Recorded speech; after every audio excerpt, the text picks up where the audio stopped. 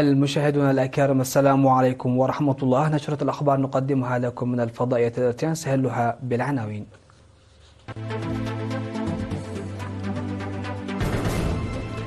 الاحتفالات بأعياد الاستقلال في عنسبة ستنظم عبر فعاليات متعددة. افتتاح المهرجان الطلابي في الإقليم الجنوبي.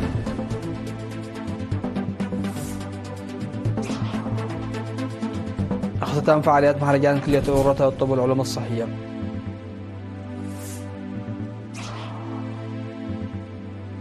مسلحون يقتلون 30 مدنيا في هجوم بنيجيريا. أوكرانيا والمجر تتبادلان طرد دبلوماسيين بعد اتهامات التجسس.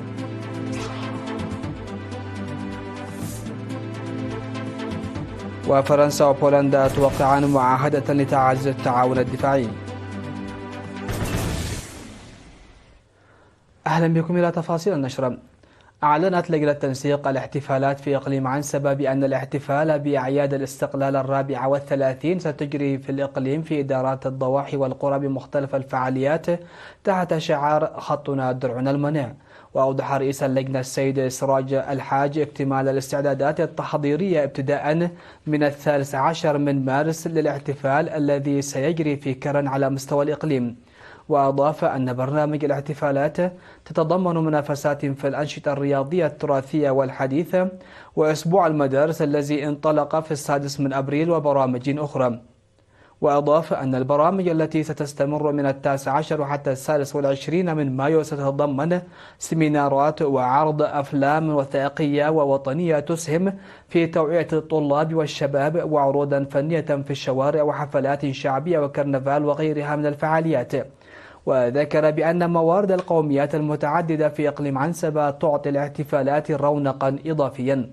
وأثنى السيد سراج على الدور الكبير الذي يلعبه الشعب على دعمه الشامل واستعداداته للاحتفال بالعيد الوطني هذا. وستقام احتفالات الذكرى 34 للاستقلال في 26 من مايو في حاضرة الإقليم مدينة كرن على مستوى إقليم عنسبة.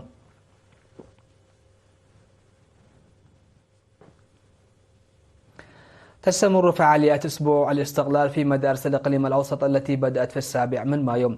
وأوضح مسؤول الثقافة والرياضة والصحة في مكتب التعليم في الإقليم الأوسط الأستاذ ستيفانوس جبر هواريات بأن 257 مدرسة تشارك في فعاليات الأسبوع الذي يستمر حتى 20 من مايو بأعداد مختلف البرامج. وذكر بأن المدارس تنظم البرامج التي ترسخ مضمون الاستقلال لدى الطلاب وتعكس تعدد القوميات وتاريخ وثقافة وقيم ووحدة وهوية الشعب الإريتري. افتتح في 9 من مايو مهرجان طلاب الإقليم الجنوبي بمناشط ثقافية ورياضية في مدينة مندفرة. يشارك في المهرجان الذي يستمر حتى 11 من مايو نحو 1000 طالب وطالبة من المرحلتين المتوسطة والثانوية قادموا من 12 مديرية، ويتضمن مسابقات كرة القدم والطائرة والسلة والدراما والرسم والموسيقى والشعر والمناظرة والمعلومات العامة. وقال منسق البرنامج الأستاذ بلاي نور حسين في مناسبة الافتتاح أن المهرجان السنوي الذي يعزز روح المنافسة والمحبة والوحدة والوئام بين الطلاب يعد بمثابة حدث مميز يضاف إلى احتفالات يوم الاستقلال. وقال مدير مديرية مندفر السيد تسفاي صقاي إن البرنامج هو جزء من الأنشطة التي يتم تنفيذها لتطوير الطلاب جسديا وعقليا. في غضون ذلك وجهت في مناسبة اختتام أسبوع مدارس المنحدرات الشرقية بمديرية صنعاء في 7 من مايو لدعوة المدارس للعمل الجاد، وذلك من أجل نقل الموروثات الثقافية إلى الأجيال. ودعا معلمو الثقافة والريادة إلى ضرورة اهتمام المدارس في توريث الثقافة والقيم إلى جانب التعليم الأكاديمي الذي تقدمه. وأوضح مسؤول وحدة الثقافة والريادة والصحة في المديرية الأستاذ عبد التخلي أن الهدف من البرنامج التنافسية هو تنشئة شباب مبني على الرياضة والثقافة.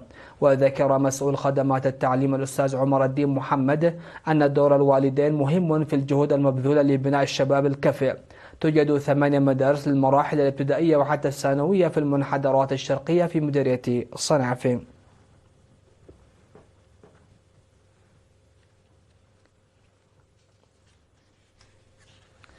اختتمت في 9 فعاليات المهرجان الطلابي السنوي 12 بكلية أروتا للطب والعلوم الصحية الذي استمر ل6 أشهر تحت شعار مهنتنا لمجتمعنا.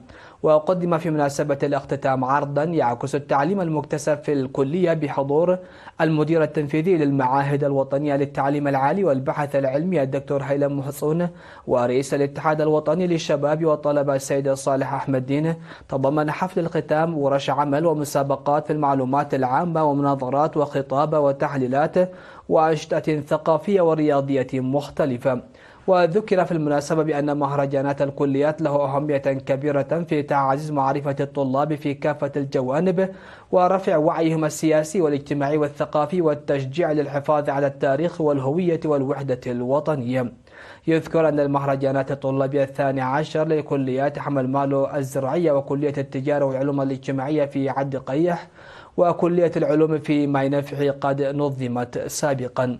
هذا وستقام المسابقة على مستوى الكليات في الفترة من 15 إلى 18 من مايو في كلية العلوم بماينفعي.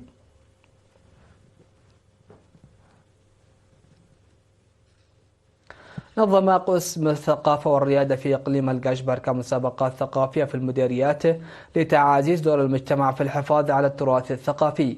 وقال المدير العام لقسم الثقافة والريادة السيد إدريس صالح أن الهدف من المسابقة الثقافية التي تم تنظيمها على مستوى إدارة الضواحي في الفترة من 2 إلى 7 من مايو في مديريات بارنتو وغونيا وفورتساوا وهيكوتا وتساني وقلوج ومقلو وغردات ودقم وكذلك شامبيقو وعالي القاش، والحفاظ على الموروثات الثقافية المهددة بالزوال.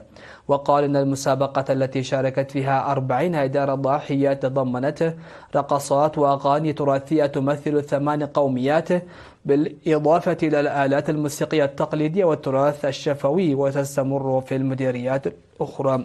وأوضح بأن المسابقات التي أقيمت بالتزامن مع احتفالات عيد الاستقلال قدمت عددا من المحتويات الأصيلة عبر غير المشوهة، ودعا الإدارات والهيئات الحكومية الأخرى إلى المساهمة في الحفاظ على التراث الثقافي.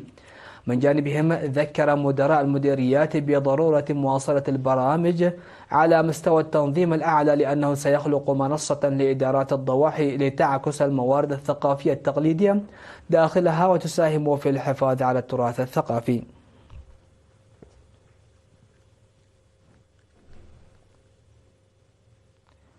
نظمت إدارة إقليم شمال البحر الأحمر دورة تدريبية للإرداريين الجدد والقدامى ومحصلي الضرائب ومسؤولي وحدات إدارة المديريات في 15 إدارة الضاحية من 4 حتى 6 من مايو. وشمل التدريب الذي أقيم في بلدة فور المفاهيم العامة للإدارة والإدارة المالية وإدارة الأصول وإدارة السجلات والوثائق وأخلاقيات مكان العمل وحل النزاعات والتواصل والتخطيط الفعال في مكان العمل. وقال مسؤول وحدة تنمية الموارد البشرية في إدارة الإقليم السيد أمانيال قبر برهان إن البرنامج هو استمرار لتدريبات تطوير القدرات البشرية في المديريات. وأوضح مسؤول إدارة المالية في المديرية السيد سعيد علي أن تدريبه من شأنه أن يساهم أيضا في التخفيف من أوجه القصور في الخدمات الإدارية. في غضون ذلك قدم قائد مركز شرطة مديرية فور الملازم تخصص قبر هيوات محاضرة حول القانون لإدارات الضواحي. مشاهدينا فاصل قصير ومن ثم نعود لمتابعة الأنباء على الصعيد العالمي. تفضلوا بالبقاء معنا.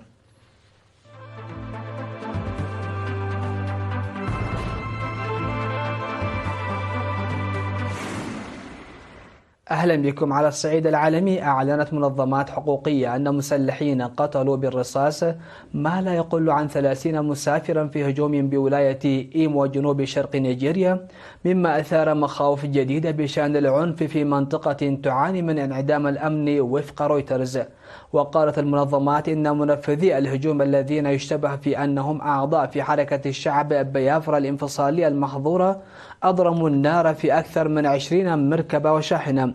وقالت الشرطة في بيان أن المسلحين أغلقوا الطريق السريع وأطلقوا النار بشكل متقطع قبل إشعال النار في المركبات، مضيفة أنها تجري حاليا عملية بحث وتطويق واسعة، إذ تعمل قوات الأمن على تمشيط الغابات القريبة والمناطق المحيطة التي يعتقد أن المشتبه بهم يختبئون فيها. وطلبت المنظمات الحقوقية من السلطات النيجيرية التحقيق في الهجوم وتقديم الجناة إلى العدالة.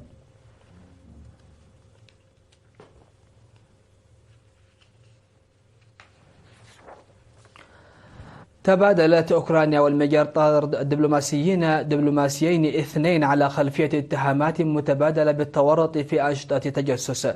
وكشف وزير الخارجية الأوكراني أندري سيبيها عن القرار عقب إعلان جهاز الأمن الأوكراني ضبط شبكة تجسس يزعم أن بودابست تديرها لجمع معلومات حول الدفاعات الأوكرانية. وأضاف أن بلاده أمهلت دبلوماسيين مجريين 48 ساعة لمغادرة البلاد بعد استدعاء السفير المجري وتسليمه مذكرة احتجاج، مشيرا إلى أن القرار جاء ردا على تصرفات بودابست. وأوضح أن هذه هي المرة الأولى في تاريخ أوكرانيا التي يتم فيها اكتشاف شبكة تجسس مجرية تعمل ضد مصالح كييف. في المقابل أوضح وزير الخارجية المجري بيتر سيارتو أن بلاده ردت بطرد دبلوماسيين أوكرانيين، واصفا الاتهامات بأنها دعاية أوكرانية.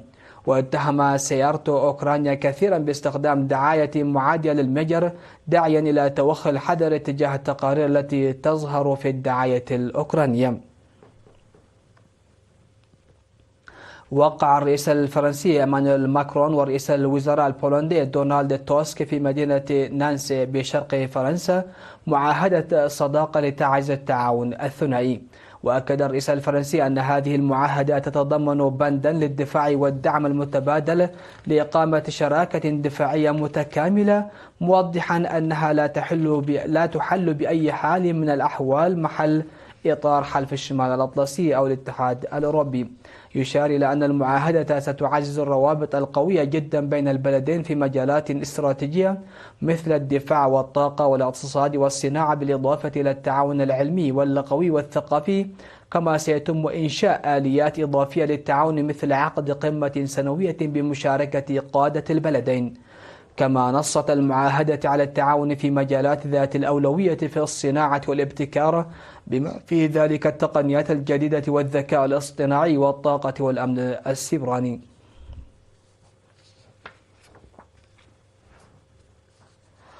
في الخبر الأخير، وسعت الحكومة البريطانية قائمة الكيانات الخاضعة للعقوبات بإضافة ما يصل إلى 100 ناقلة نفط جديدة في أكبر حزمة عقوبات تستهدف أسطول الظل الروسي حتى الآن وفق رويترز.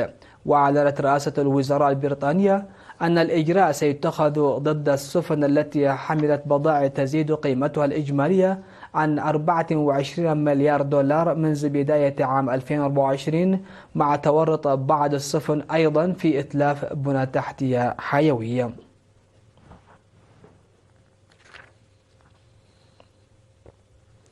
مشاهدينا، نختم نشرة هذا المساء بالتذكير بأهم وأبرز العناوين.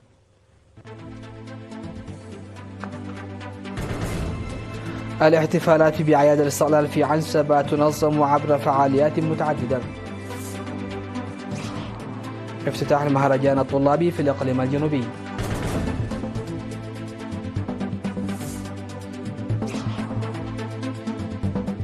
اختتام فعاليات مهرجان كلية أوروتا للطب والعلوم الصحية.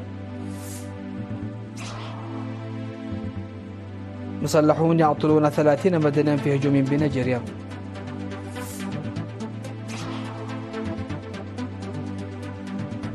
أوكرانيا والمجر تتبادلان طرد دبلوماسيين بعد اتهامات تجسس. فرنسا وبولندا توقعان معاهدة لتعزيز التعاون الدفاعي. انتهت النشرة، شكرا لحسن الإسماع والمتابعة، ودمتم في أمان الله.